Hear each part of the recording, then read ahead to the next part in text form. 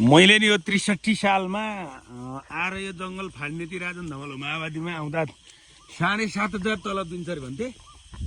यो बेलामा आएर फाडेको हामीले अहिले यस्तो बनाएको छन्। प्रचण्डका पालामा काँटीको बारुदबाट काँटीको त्यो सलाइको काँटी पड्काएर यहाँबाट फागुन 52 साल फागुन खोइ कतिबाट चाहिँ सुरु गरेको ठाउँलाई अहिले यस्तो बनाएको छन्। टिकट काटेर 50 रुपियाँ लिँदा छन् हाम्रो। त्यो पैसा कसले खाने हो? नगरपालिकाले खान्छ कि व्यक्तिले उठाएर खान्छन् कि के हो? यतातिर यस्तो बनाएको यो के हो? ए यो पहिला भवन थियो, घर थियो। यो घर चाहिँ अहिले लडाएर संरक्षण गरेको रहेछ।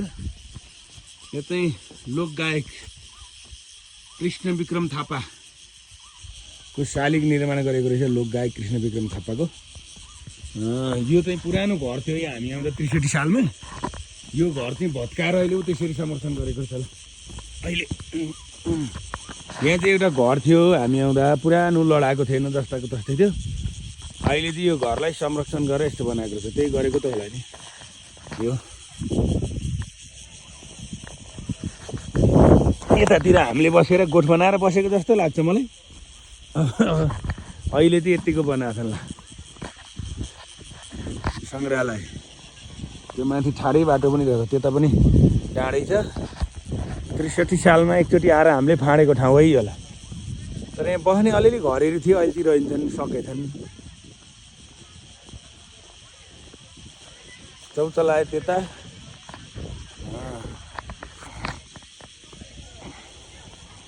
यस्तो सङ्ग्रहालय बनाएको छ।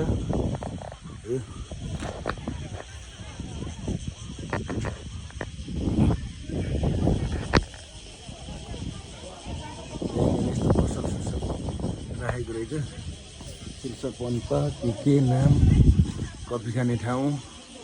यहाँ चाहिँ चाबी लागेको छ। युद्ध सङ्ग्रहालय भनेर त्यहाँ बनाएको छ।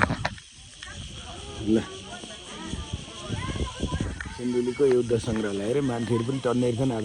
मैले नि यो 63 सालमा आएर यो जङ्गल फाड्नेति राजन धमलो माओवादीमा आउँदा 7,500 तलब दिन्छ अरे भन्थे।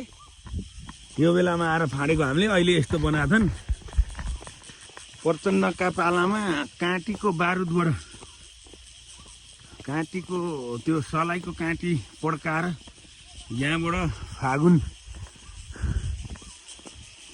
52 साल फागुन खोइ कतिबाट चाहिँ सुरु गरेको ठाउँलाई अहिले यस्तो बनाएको छन्। टिकट काटेर 50 रुपियाँ लिँदा छन् हाम्रो। त्यो पैसा कसले खाने हो?